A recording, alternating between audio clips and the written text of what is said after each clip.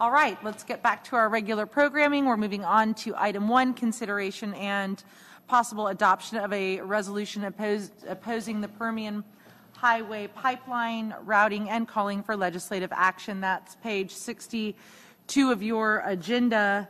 And back in February, I talked with Dr. Wright about this item. It was just too soon for us to be able to get it onto the February agenda. So that's why we're looking at it in March. But let me check with, you guys have had this since last week, but let me check with Dr. Wright. Dr. Wright, did you get feedback from any trustees on this item? I didn't see any in our dais folder or anything.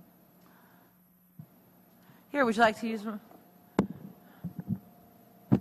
No, ma'am, I haven't received any feedback at all. Okay. Well, so this was just supposed to be a starting point for our discussion. If anybody would like to have a conversation about it, that would be terrific. Anyone? Down here on the left, down here on the right, Mr. Tenorio, followed by Mr. McManus. Well, I'm pleased to see this on the agenda, and I definitely do support passing a resolution against the pipeline. So I've seen the maps, and it looks, I'm not entirely certain about all the schools, but it looks like it's going to be fairly close to Tobias, fairly close to Hemp Hill, and then it puts us in the range. I can't tell exactly where it's terminating, but it'll be in the area of Euland Elementary too, but I'm not sure how close it'll be there. I was wondering, Dr. Wright, has Kinder Morgan, the company that's putting this pipeline together, have they reached out to the school district to discuss any of this? Have we had any conversations with them? No, sir. So they haven't reached out at all? Not at all. No. And I know, just for the benefit of the other board members, when I went to the meeting at Wallace Middle School here, one of the parents who lives in the area of one of the pipeline was asking Kinder Morgan, why he hadn't received a notice, because he's going to be living pretty close to the pipeline if it goes through. And they said, no, they're not required to give you a notice if you're near it. They only have to give you a notice if they're going to put the line through your property, because they have to negotiate. So they said they had no duty to provide any information to anybody. So that's consistent with what they were saying, because City of Kyle also said that they were just given the map later. They didn't get any warning ahead of time, and they even had the Kyle city limits wrong and the subdivisions wrong. So they're proposing to put it through a lot of area where there's probably going to be about 20,000 homes eventually. And so I definitely do support this resolution.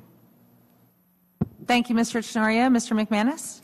I just want to say I also support this, and I think that I don't know what sort of legal ground we have. I think it's minimal, unfortunately, but I think we need to, whatever we can do, we should do. And, if it requires more than just signing this resolution, I don't know what those things would be, but I'm all in on knowing or doing whatever we can to help at least move it, whatever that would take. Thank you, Mr. McManus. So, Dr. Wright, do you think that you could get back with the trustees with if there is further action or anything else that we can do about this pipeline? Perfect. Mrs. Orozco.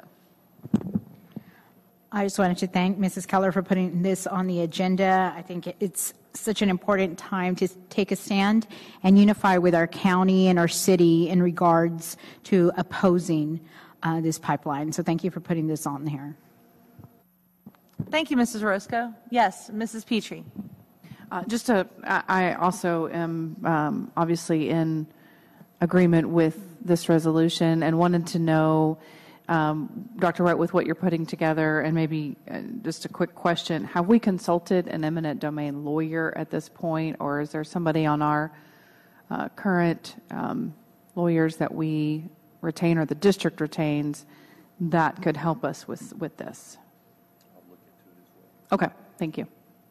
Just one Mr. more thing. Regarding the trustees mentioning other next steps that we could take, I'm aware of one, so I'd like to share that. Representative Zwiener has filed a bill to make it a little bit harder for the pipeline to go through by requiring them they perform certain things. I think, environmental impact studies and some other things that they are exempt from right now.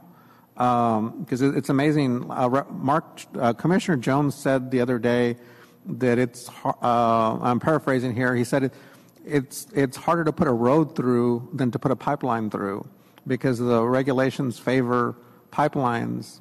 So it's easy. It's harder for him to put a road through, like the improvements that he's doing to benefit us all, to pass all the regulations than it is to do a pipeline. So the bill there that Representative Weiner has, and I can get that information to pass on. I didn't bring it with me. That might be something that we might want to encourage Representative Weiner is sponsoring it. But I know that our state senators, Donna Campbell, for example, she could probably use a call from those of us who are in her district to also support it on the Senate side. Thank you. Anybody else will be expected to vote on this next week? Okay, great.